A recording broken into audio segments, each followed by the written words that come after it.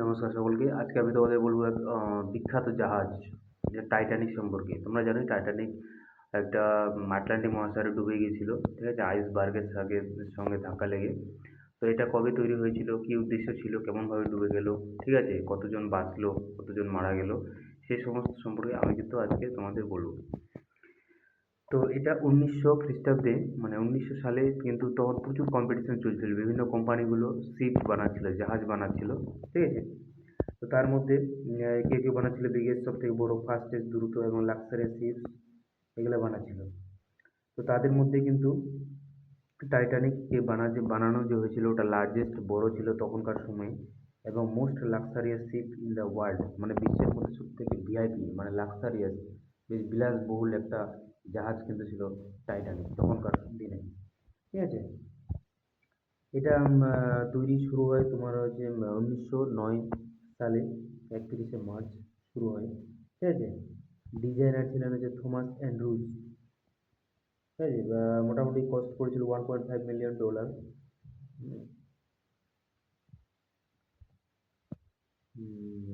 তো তারপরে এটা কি লেন্থ, মানে এটা যে দৈর্ঘ্য ছিল, লম্বাটা 882,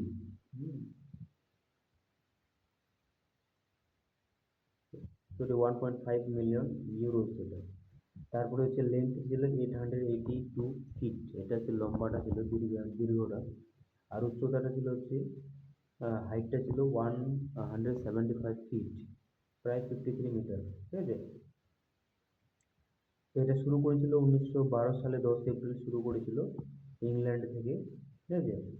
তারপরে মোটামুটি এই জাহাজটাতে 2200 প্যাসেঞ্জার ছিল, মানে 2224 পিপল, ঠিক আছে?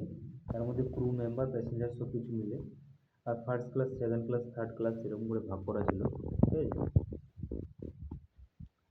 তারপরে এটা কিন্তু 1912 সালে 14 এপ্রিল, মানে রাত্রিবেলা, প্রায় 11টা 40, রাত্রি 11টা 40-এ তখন কিন্তু একটা আইসবার্গের সাথে ধাক্কা লেগেছে, মানে একটা হিমবাহের সাথে ধাক্কা লেগে যায়, ঠিক আছে? এটা কোথায় লাগে?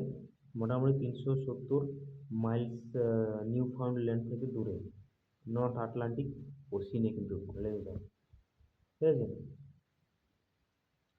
তো তারপরে কি হয়, তারপরে ওখানে শিপটাতে শুধুমাত্র কয়টা ছিল বলো তো? মানে বেশি কিন্তু লাইফ বোট ছিল না, শুধুমাত্র অনলি 20 লাইফ বোট ছিল। আর তাদের মধ্যে মোটামুটি যখন কলিশনটা হয়, তো তখনই মোটামুটি তো 11টা 40 থেকে 2টা 20 মিনিট পর্যন্ত, মানে 15 এপ্রিল 1912, ঠিক আছে, টাইটানিক কিন্তু দুটো টুকরে ভাগ হয়ে যায়, মানে ভেঙে যায়, মাঝখানে ভেঙে যায়, দুটো টুকরা হয়ে যায়।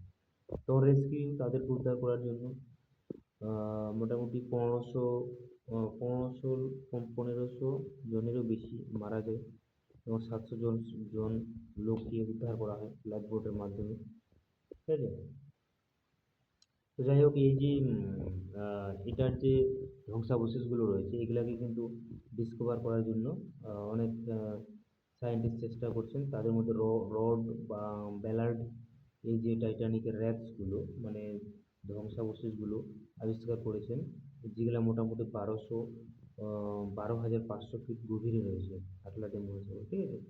আর এগুলো এতটাই ভঙ্গুর রয়েছে, হ্যাঁ, যে জলজ কিছু জীবাণু দ্বারা যে ওটাকে তুলতে গেলে একদম ভেঙে খসে পড়ে যাচ্ছে, ঠিক আছে? তো যাই হোক, এর ফলে বিভিন্ন, তোমার এই যে একটা মোস্ট বিখ্যাত এই ঘটনার উপর নির্ভর করে একটা বিখ্যাত সিনেমা তৈরি হয়েছে, টাইটানিক, 1997। হুম, বিখ্যাত একটা সিনেমা।